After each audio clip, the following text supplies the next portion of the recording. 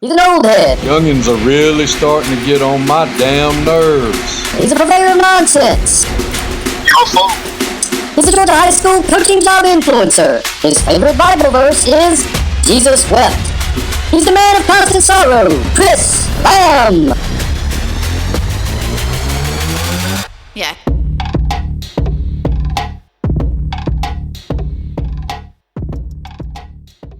Sun Coaches is proud to partner with Titan Sports for the next 4 seasons on Sun Coaches podcast. Titan GPS delivers technological superiority and improved player performance through wearable GPS made for high school football and strength and conditioning.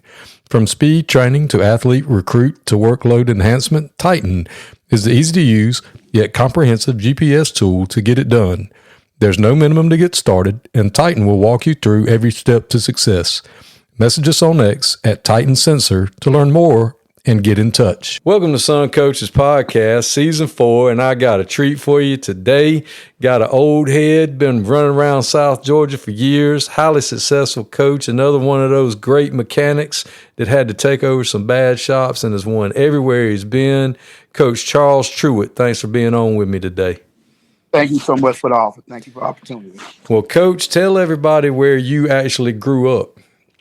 Okay. Well, I grew up in a small town. Sometimes I have to tell them that I grew up in Dothan, Alabama, because when I tell them the reason the town I really grew up in is Cottonwood, Alabama. It's probably about 5 or 10 miles southeast of Dothan. A real small town. Coach, I know exactly where that is. I coached at Early County in Blakely. Uh-huh. And so, as you know, if you want to go to a Walmart, there you go, or anywhere to eat, you got to go to Dothan. So I know exactly where Cottonwood is. Yes. We're real small. We didn't have a street light. We had a caution light. But one thing about it, the people down there, we were small. My graduating class was the size of probably about 42, 43 kids. So everybody knew each other. Everybody got along with each other. So the only thing we had in that small town like that is to go to school and play sports. And I was fortunate enough at that school. You know, we had a real good athletic program. I mean, in football. Now, senior year in high school, we played for the state championship. Lost the football game 3-0, and it was a flood. God. It was a flood. It was 27 fumbles in that football game. We had 14, they had 13, and it was just a situation of we couldn't move the ball, they couldn't move the ball. It was played and played with the name. The school we played was Oak Grove, and it was around Birmingham. So we played up there, and it flooded. I mean, it flooded the entire time. So we was on a 26 game winning streak at that particular time. So that was a hard pill to swallow to be able to lose your state championship game in a situation like that with that type of weather there. But it was a good game. We had a great season, and then our baseball program was very successful in the 80s. We probably won about five state championships in baseball in AA during that time. So we like I said, the town was so small. The only thing we had to do was play sports, and that's what we did. From if it was basketball season, we had basketball. Of course, football season, we was out there playing football. The baseball, there was something going on. Even if we weren't out there on the field or being in a coach sport, we were doing out there on our own. So we were fortunate enough to have that type of success as far as I was. And I always was blessed. I guess that was one of the main reasons I think I want to get into coaching, because I always was fortunate enough to have some great coaches that I looked up to, that worked with us and gave us the skill we needed to be successful. And a lot of time it took away from their families, but they, we not only did they look after us, but they provide transportation for us and get us from point A to point B and whatever it needed to be done. But we had great parental support. Our parents were there, and they respected the coaches, and everybody just sort of worked hand in hand. And I just tell them all the time. I tell my kids all the time. I said, if we happen to lose a game, I mean, the coaches didn't have to get on us. It was hard enough to go back home and walk in the neighborhood. For most of us, in the neighborhood, and the guys before us knew what we supposed to have done and knew each play, and they would really got on us. So the coaches didn't have to get on us that much. It was just that neighborhood that people wanted to be successful, felt should be successful, and that expectation that was just sort of just came each and every day. That makes a huge difference. And one thing I love about Alabama, and it's kind of still that way today, is every little town had a school and they got sports. Yeah. And like you said, you only had 40 people in your graduating class, so it was a little school, but I mean, everybody and they rally around that. You have a true community school. Oh yeah, definitely. And that's what it was. You can, you was in the system and in middle school and JV, you were doing everything. And I think, that's why I think success for our coach. We didn't have a turnover. I think since I was in middle school, I think we had the same coach there, baseball and football. So those people we knew each other, they knew us, and it was just like that. It was just an opportunity to be successful, and everybody knew each other, and and that just sort of just went along down to. And I tell them all the time. I think that when you are expected to win and expect to be successful, it make you be motivated. There's a story. When we was in high school, I think that was the last game we lost before the state championship. That was the second game of my junior season. We had a game and playing against a pretty good team, and we was winning. And the coach told us, I played defensive line at a particular time, that position. And we told it was a Hail Mary play. And, we told the defensive back, coach told him, knock the ball down, don't try to interception. But, how we are kids and our coaches, the young man tried to make the interception and he tipped the ball up and the other kid caught it and scored a touchdown. So we all upset. I'll never forget it was coming into Labor Day. We were Labor Day that Monday. So, we all upset at home and we talking, we ready to we go watch the film. We go watch the film. It ain't like it is now. Hold on. We had to wait till we got back to school to watch the film. We had to watch the coaches. So we didn't have that opportunity to see it before we actually met with them. So we watched the film and everybody's quiet. Everybody just sitting on pins and needles waiting on that play in order for us to have discussion and get upset about it. So we got to that play and the coach turned the tape off. And we just got all upset. We got upset, because we were already upset, but we got upset. So, we stormed out and we all went home and cause we didn't watch the film until after practice. So being the coach Jim McCain was my football coach at that particular time. So he knew he rolled and he came, great white gentleman. Like I said, I looked up to him, but he came into our neighborhood and I stayed at the end of the street. So I seen that little red Toyota pulling up, stopped at some other coach friend's house, stopped and he went in each one of them house. He came to my house. So my dad was out there. It was a Monday. We was out there cutting grass. And so he came and talked to my daddy and told my daddy, before that happened. So my daddy told me to turn off the lawnmower. So I turned off the lawnmower, went up down and knew. I said, oh, Lord, I know. He said, well, one thing I'm going to tell you, son, either you go do what Coach McCain tell you to do, or I promise you we have chores around this house that you could do each and every day. And I know good and well. That's why I play sports. No chores. But anyway, but before he left, he told me this and told me my father this. He said, Charles, the reason I cut that tape off when I did, because that kid was feeling bad enough for us to have to relive that play once again. And when he said that, it just hit a nerve, it just struck. So why rehash that for the young man that know he was probably one of the reasons why we lost the game, which he wasn't. We had plenty of opportunity to win, but that play in itself. So, from that day on, Coach, that was my junior year, my second game, my junior year. We didn't lose another game. We finished that season 9-1, and then we went on and went 13-0 until we lost the state championship game. So, but that play in itself, and that time with Coach coming through there and all that kind of stuff, it brought us closer together. And in our mind, we did not want to have that feeling again, and we didn't have that feeling again until my senior year in the state championship game. So that was just like a teachable moment, and that's been probably over 40 years ago, and I never forget that moment because as my coaching technique, some things you coach, but sometimes kids do things that we all do things that really don't work out in favor that we shouldn't have done. But at the same time, you got to realize that that kid feels bad enough without us being able to harp on that particular player harp on that particular situation. So where did you end up going to college? I wound up at first we left out. I would go to Alabama State in Montgomery, but and it's weird. I can tell you it's weird. I thought going to the state of Georgia was a big a long way from the little city of Alabama I was staying in. So I wound up going to Andrew at first and wound up playing baseball there at Andrew College. then I transferred and went to Georgia Southwestern. And during that time, when I transferred there in 85, 86, Georgia Southwestern had a football program at that particular time.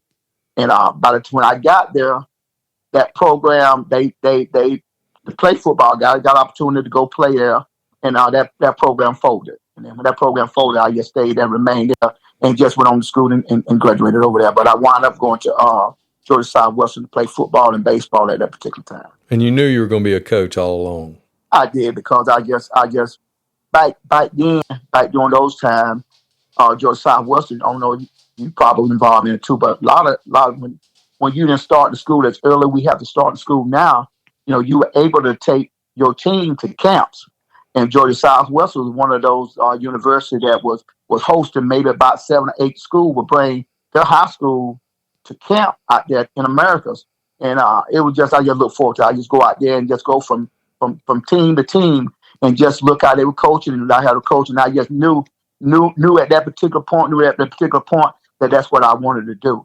And so when I graduated from college, I knew that's the route that I was going to take. Now, when I knew that was going to do it, that's what I wanted to get done. And when I'm in school, I just before I graduated doing my student teaching, I lost my mom. So back then we was on like quarter system. So I graduated in December, went back to Alabama because I said, I don't go back home, Mom. I just passed. Help out my dad around the house, and I got 2 sisters and a brother. And once I got there, I went back, and it's nothing, like I told you, it's nothing in that little small town but a factory. So I went and worked at the factory. I said, well, I go work here at this factory until the summer, get hired, try to get a job in Alabama. So I did that, and I had a professor, Coach Lamb. He was one of the names, Greg Harvey. He's from Americas, but he called me. He called my dad. I was at work in the factory. He called my dad and asked me about where I was at. My dad told me he's at work right now. So he said, if you would, tell him give me a call. So my dad called me at the factory. They called me to the phone. I went there and had him be Coach Harvey on the phone. He said, I ain't wasted all this time to get you out of college, to have you back in Alabama working in the factory. He said, Dan Ragle had just got hired to be the head football coach at America's High at that particular time. I said, Dan, Ragle are looking for some coaches. And I told him that you wanted one, that I know you'll be a good coach. He said, I want you to come to interview.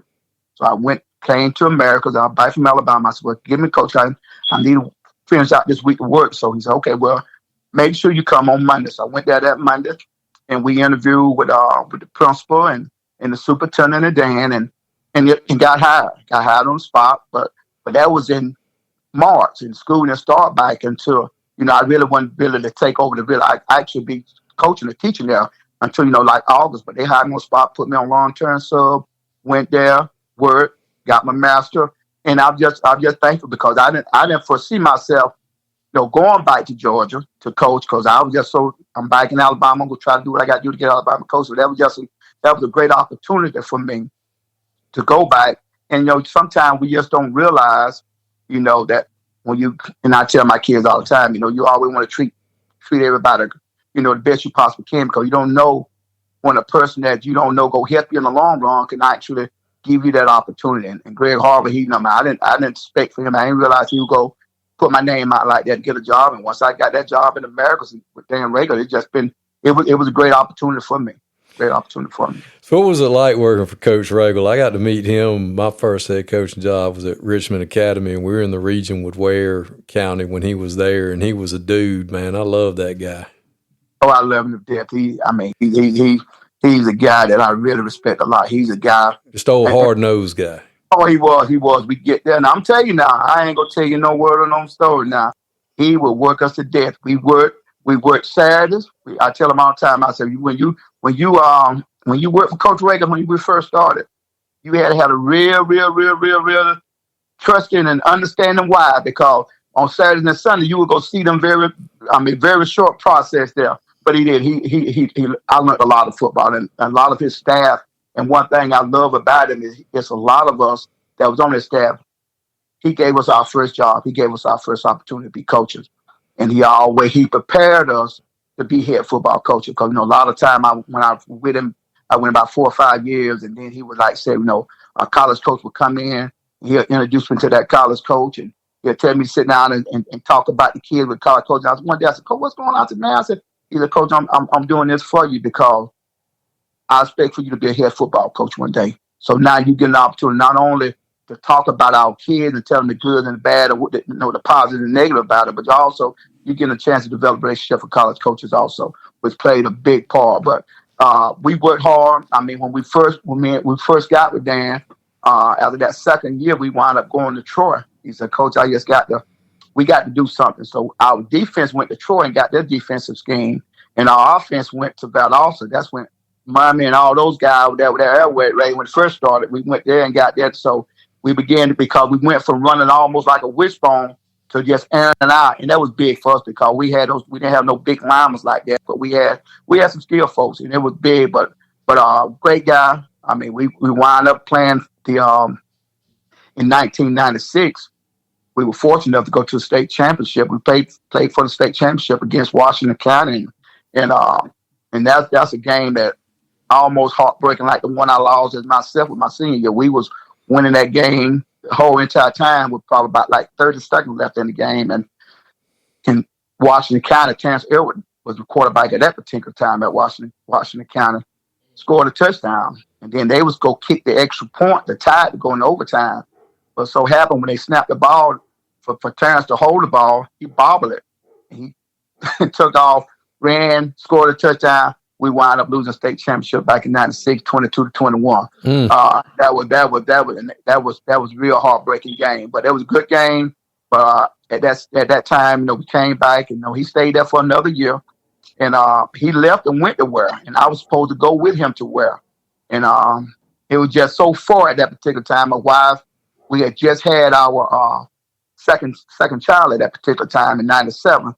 And my wife was from America, so she really didn't necessarily want to go all the way to Waycross. And that's the only reason I didn't go with Dan, because, I trusted him. He trusted me. I did his defense for him, and we had a great relationship in bond in that particular area. So what happened after that? After that, I stayed, thought about leaving, going out. I went to talk to different places, and then hired Coach Soliday. And another good one. Oh yeah, man! I've been fortunate to work with some great coaches, some great men, some great leaders. So Coach Soliday came in, and I said, "Well, Coach, I'm go look around." So I got interviews as coaches down in Albany and other little locations there, and I came back, and me and him talked, and we developed a bond. I ain't gonna tell you no story. I said, I think me and him connected. He said, well, Coach. He said when he understood me and I understood him, and it came to a point where, Coach, I'll do the offense, and Coach, you do the defense. And it wasn't no power struggle. That's one thing I loved about him. It wasn't no power struggle. I knew he was the head coach. I wasn't going to do anything without going through him. Even though I ran the defense, I was going to make sure my game plan was, he understood what I was going to do defense. If it was a problem, he's a coach, we need to do this and that, this and that. Then I changed, but really didn't have that. I mean, we sort of connected so well to have to do it. But what he did, he was a hard worker too. He didn't meet us as long as Coach Ragle did, but practice schedule was structured. He was more of a laid back. When I went Ragle, because Ragle pretty much got the attitude like I, we were rah, bang, bang, bang, bang. Because Soliday just, he knew he could scheme offense, and we used to have. And I'll tell you, Coach Lamb, during that time when we was, that first year when Coach Soliday came, and we started off slow, team took advantage of us. We played something kind of probably beat us by 50, played Lee County probably beat us by 50. But at the same time, the kids had to learn the new system. When a new coach come in, things change a little bit. People have to do X, Y, and Z. So, but that first year, we went and made it to the playoff. And then that second, that was our 99.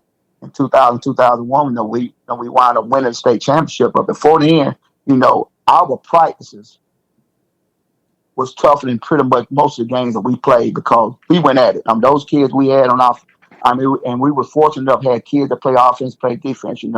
Like then, you had your Robert Johnson that he one of the top passers in the state even now with passing yards, and Fabian Walker, those kids like that. And, we would go at it. and those kids there, they love, they breathe, they football. They put me in the mind of how it was when I was in high school, because I had to be on my toes, because we'll watch film and I would do the defensive game plan. And those kids now, I tell my kids now, I get y'all game plan. We might see them on the floor somewhere. But those kids back then, you get those guys game plan. Those guys go study it like it was. I mean, it was like a math book. I mean, they did that too, but they go study it. They go know ins and outs and ins and outs. And most of my defense, it was pretty much coached during the week, because the checks, they knew the checks. I mean, they was out there running things all of a sudden. So it was good to be able to do that type of thing. But Coach Soliday, he led by example. I mean, he gave us. I mean, some of the guys that that was on that staff. He gave us that opportunity. Man, y'all had a great staff. God, y'all had some great coaches on that staff. We had Chris Wade and Rick Hurst, who also was a head football coach.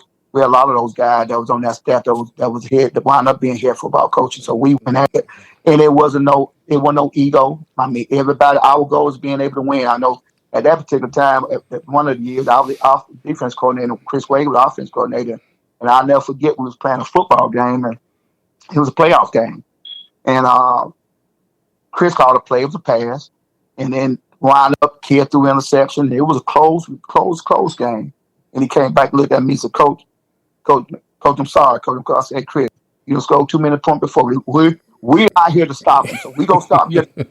You have to be ready. We gonna get you the ball back. We get you the ball back. I know you gonna take him back down there and score. And we did. We gave him the ball back. He came back, took down and scored. We win the football game. And that's the type of relationship. What we would do, our families were so close, because on Friday nights we would get together I might host a little get together at my place. Not only just the coaches and their wives, but coaches' wives and their children. So our kids knew each other. Our kids hung out with each other. Our kids did things with each other. So it wasn't that the wives didn't know each other and the kids didn't know each other. That's the type of stuff we had.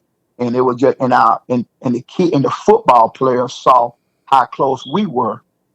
And that made them extra close, because they couldn't see no dissension between us. And I tell them all the time, that's why we were so good back in 2000 and 2001, because we worked ourselves, but the kids also worked for us. And I'm just going to be fortunate. I tell them all the time, so Coach, we played the state championship game. We won the state championship game, didn't give up a point, 14-0. But it was those kids that were just dedicated not to let no one score, not to let nobody be successful. So it made it easy on me, and it made it easy on us as a staff, as a football staff. And the offensive guys did the same thing for the offensive coaches. Well, and another cool thing about America is you'd have Coach Hightower and Coach Shell would be at the games.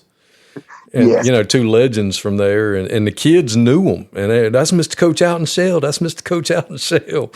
They'd come watch practice, and, they were involved. And, They really were. Then they'll sit back they hang out spot. Most of the time was that doing way back then. It'd be at Hardest. They'll sit back and like I said, they look, and that's what was so easy, Coach. Even when when Coach Ragle came, that the support for those coaches that was there before us, they didn't have no hard feeling that we was coming in and coaching. Now they was real, supportive of what we were doing, and we used to line off I know you know because you was down there for a while. We used to have to line off the football field, and we had to do it on Thursday, and it was just, you dreaded it. We dreaded it because that was a whole 6 hours of line off the field. But them guys like that would come, and they would bring us hot dog. We'll sit out there, eat hot dog. We know y'all working. We know y'all working, so they're bringing coach them guys like that to come and feed us and stuff like that. And it was a community support, and it goes back to when we were successful in America. Because one thing about that,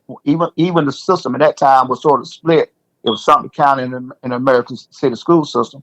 But regardless of if we were playing or not, the whole city of America was there supporting each other. So it wasn't like something one coming or American one coming.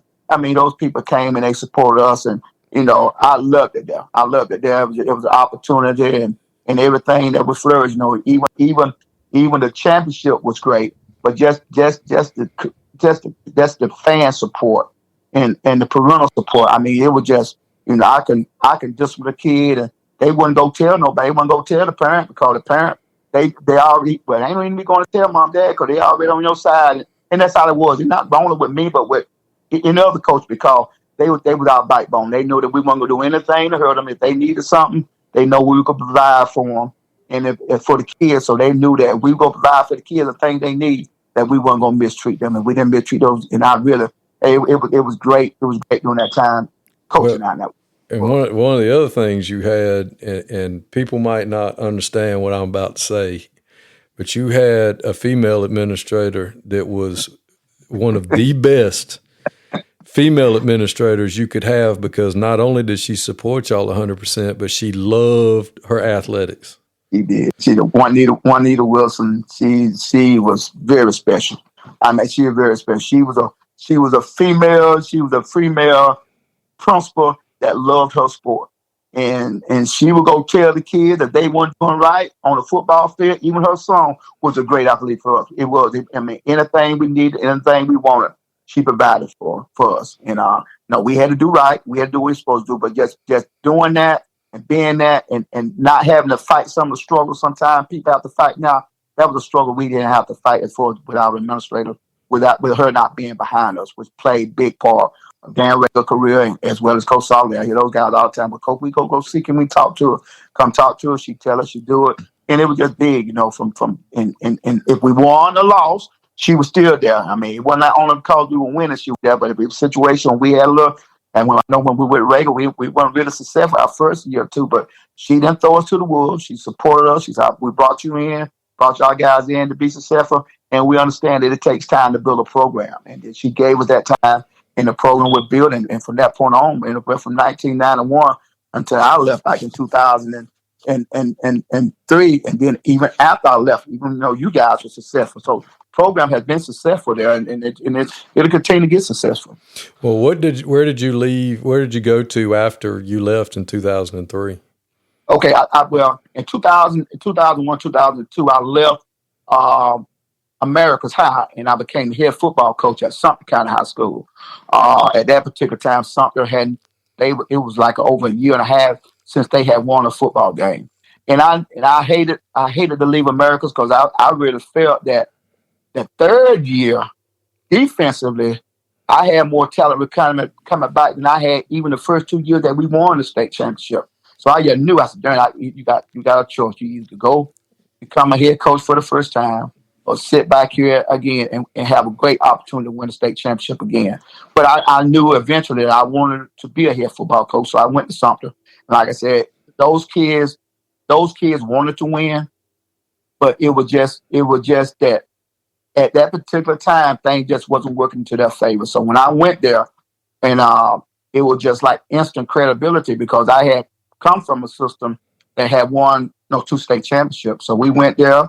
And when I got there, I was also fortunate, because the principal there, she said, well, no, whatever you need, we need to get it. I said, in order to be competitive, and we changed our weight room, got our weight room going, got our guys in the weight room. And those kids, we went from not winning a football game in a year and a half to winning 4 games. And that was a big plus for those kids at that particular time, because they hadn't won us. So they started seeing some bright spot, seeing the hard work pays off. And then the following year, we wound up having a winning record. We wound up going 5-5. And we was actually really had started to develop the program. We got our kids in the program. And lo and behold, they combined the 2 schools. So that at that particular time, but something was great. The kids worked hard for us. We didn't have as many kids as America's High School had, but those kids they had to play both ways, but they were dedicated, they were determined, and we had begun to turn the corner, and then it came to a point that the districts decided that the best thing for us to do was to combine the 2 schools. So then that left me out again at that particular point. So after that, I got contacted by the school district in Albany. Monroe High School reached out to me about they had a vacancy, they had an opening in that position. So the principal called me, and then the principal called me. So I went on the interview, and Monroe they were hit and miss. I mean, they wasn't as bad as Sumter were, but they wasn't consistent in making the playoff. So I looked at a little film, and I talked to my defense coordinator at the time. I said, "Oh Lord," I said, "Are we sure we want to go here? Are we sure we want to go here?" So we said, he said, "All right." So me and my wife rolled down Albany. We rolled down. She said, "We rolled around the school." And she said, "Well, if God says if it's for you, we'll pray about it. If it's for you, then be successful." And again, a lot of folks hadn't had this, but I have had some great female administrators.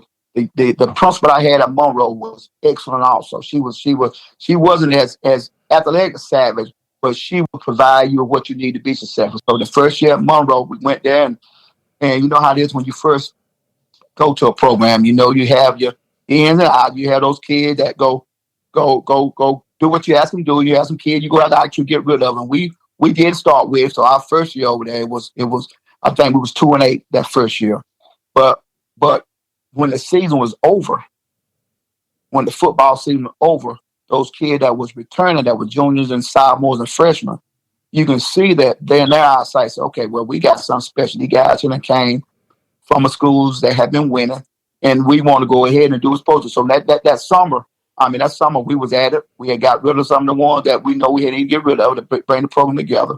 And that next year we went to the playoff, made the playoff. Nobody expected us to go to the playoff. Monroe had been to this playoff at that particular time in a while. And then, we started seeing gradual things start happening, start living success, a little bit more success. Got a couple of kids in college that second year. So the kids got a chance to see hard work pays off. We got some kids going off to college now.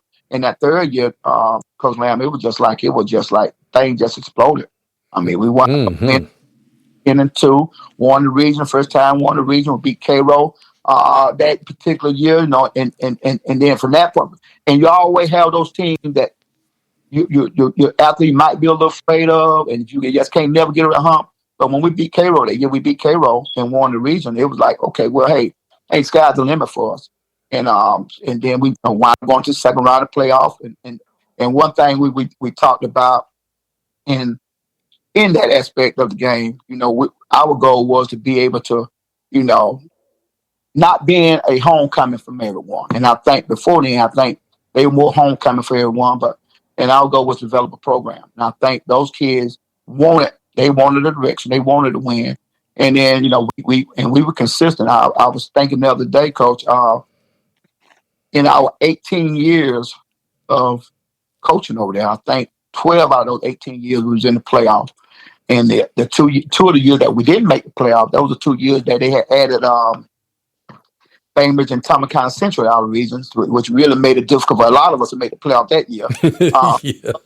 But other than that, they really played, and the kid was wonderful. They played hard, they were successful, and they was to a point whereas they listened, they was dedicated, and I tell them all the time, we talk all the time.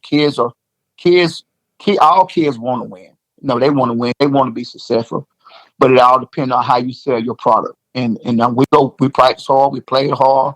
But once kids realize that that we care for them and they care for us, and then we wound up being successful and winning. And we had some good kids come through that program. We really did. We had some good ones come through.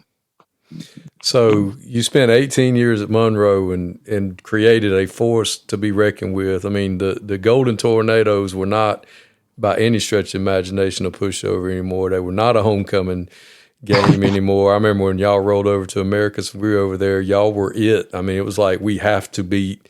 I mean, if we want any chance to make the playoffs, they're a playoff team in our region, and that game ended up being 6-0. Yeah, because it was just a struggle, and y'all had mollywopped us the year before. Yeah, right. And it was like, man alive, because y'all had just so well coached and so disciplined and such good athletes, and it was just one of them games. I mean, it could have gone either way. I mean, me and you loved it because it was a defensive game. Right. Chris Wade and the York offensive coordinator hated everybody, but you said something, and that's where I'll go. We was, when we see Cairo come in and all those guys come in that had been successful, Thomas County Central, even Bainbridge. We played Bainbridge coach until they had to fake a field goal, fake the field goal in order to beat us there. But our goal was to be, and I tell them all the time, I tell my coach all the time, when you go to these different coaching clinics, and then you start talking to coaches like yourself and those other coaches that has been at program that have been very successful, have been winning state championship and going deep into the playoff. When they're able to come to you and say, Coach, you all have, like you say, you have really developed a program there that plays a big part in what we're doing. And I've been fortunate enough And one thing I was fortunate enough is that most of my coaches stayed with me my entire time. I mean, I had my defense coordinator, my offense coordinator, my offense coordinator still with me as today. But my defense coordinator was with me for about, I would say, almost 20 years. And, and I didn't have, it was just being with someone for that length of time, for that long, it was just like we was attached at the hip.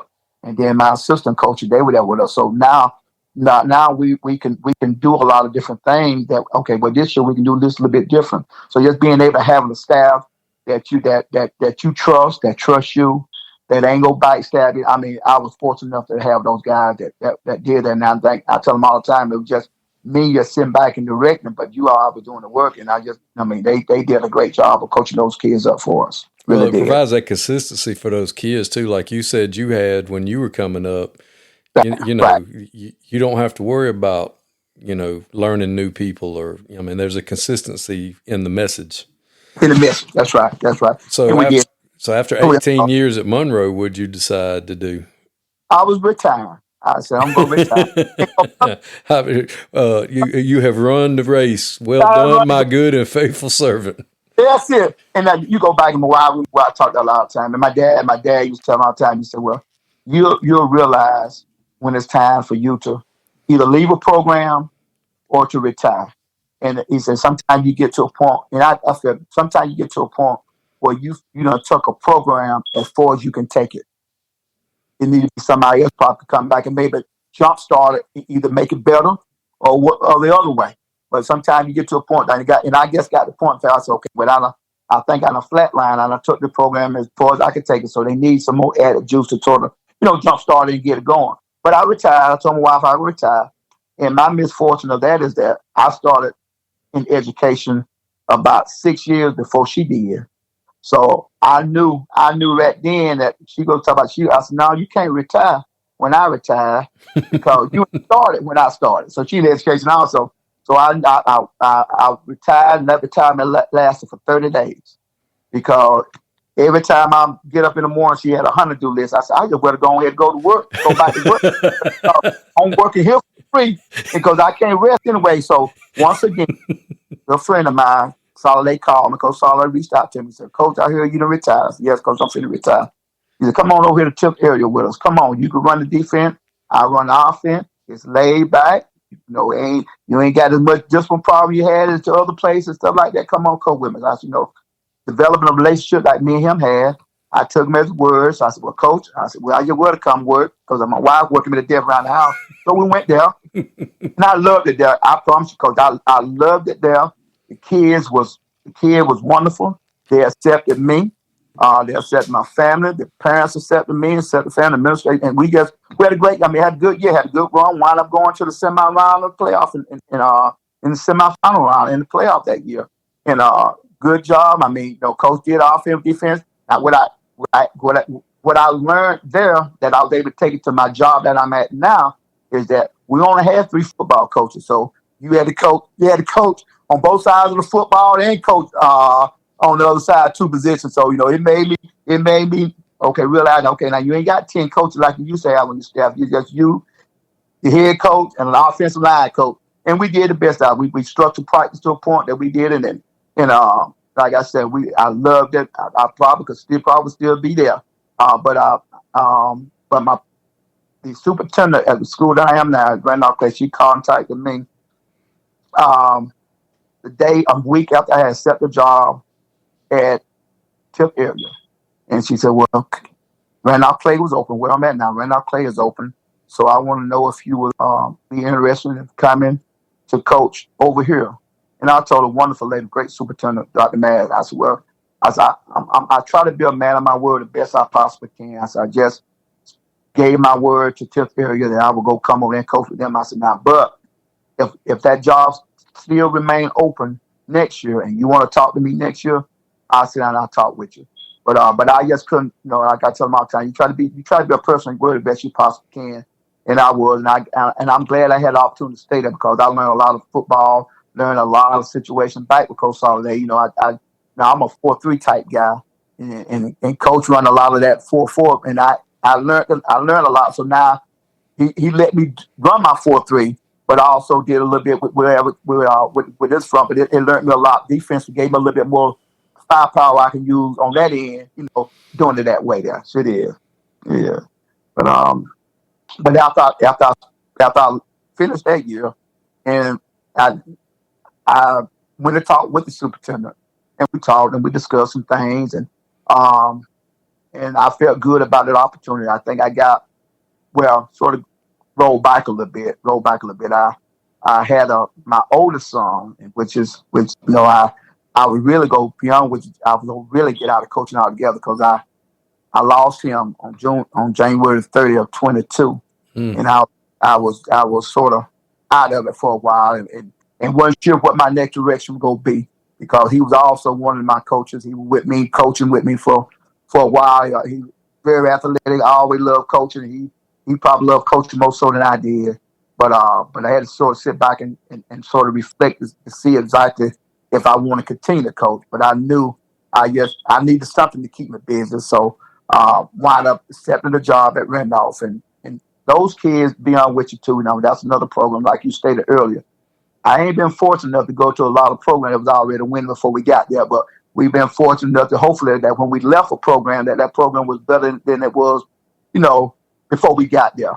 And going to Randolph, get with the kids, and their situation where a lot of programs are, they was having a different coach pretty much every year. In and out, those kids, I think that senior class that was seniors when I got there, and they had like three head coaches during that time, including myself. And we got there, and once again, superintendent allowed me to get what we needed, do what we needed to do in order to sort of turn the program around. And we did. I mean, it was a struggle because once again, I was stating earlier, that's what I sort of learned from over there with Coach Soliday, the number factor, where we had, I remember we might have had about 70 or 80 kids. At Tip area, it was probably about 30 kids or 35 kids. And when we came to Randolph-Clay, we still around about 30, 35 kids. So it gave us an opportunity to be able to work those kids and understand what we can do and pushing out. And I think that first year, and we wound up, I think, being 3-7, but that first year, I think to begin with, I think we overcoached our kids. And the reason I said we overcoached our kids, we knew what we were saying as coaches, but we didn't quite break it down enough for the kids to understand what we were saying. Right. Because we were thinking that as juniors and seniors, they should have known different gaps and different techniques and different X, Y, and Z. But to find out, they didn't know. So once we really, really, really understood and stepped back for a moment and put ourselves in the kids' situation, then we came back, and I think we started getting better as we went on. And then after that first year, that second year, last year, we wound up, going to the playoff, making the playoff, something they hadn't done in a long time.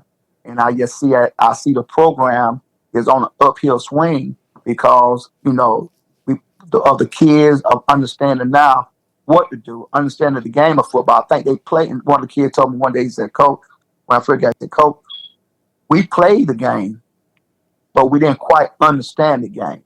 We didn't understand the concept of the game, the ins and the outs. And then once now they understand the ins and the outs of the game, I think now at this particular time now, I think that the game has sped up for them to a point that they continue to get better. This year we was in games. We played Early County. We went deep into the playoff. We played Early County, and we up Early County by 12 going into the fourth quarter. And we just ran out of gas. We just couldn't get one first down. We get one first down, we win that football game.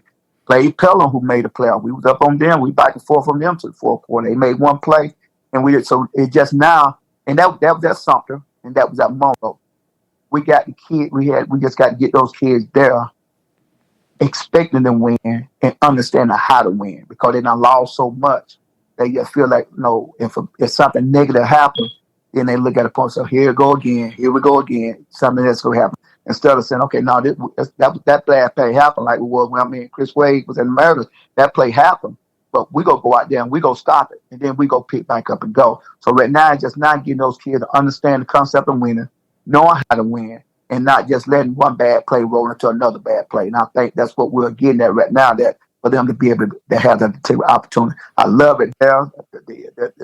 I love it there because now I'm 49%, so I don't have to be to work till 11:30. So I thought go there at 11:30. I'm the assistant principal over there, so it's in the head football coach. So we go at 11:30, and like I said, the kids. I mean, right now we got through season over with. Now they trying to get they eager to get into the weight room. And they ain't never been like that before. They say never been like that before, but they understand what it is in order to be successful, what it takes to be successful. Now they want to put in that work and put in that effort. So I told them I'm gonna go as long as I continue to feel like I feel good and feel successful, and then we're going to continue to work that. But my years of coaching has been wonderful.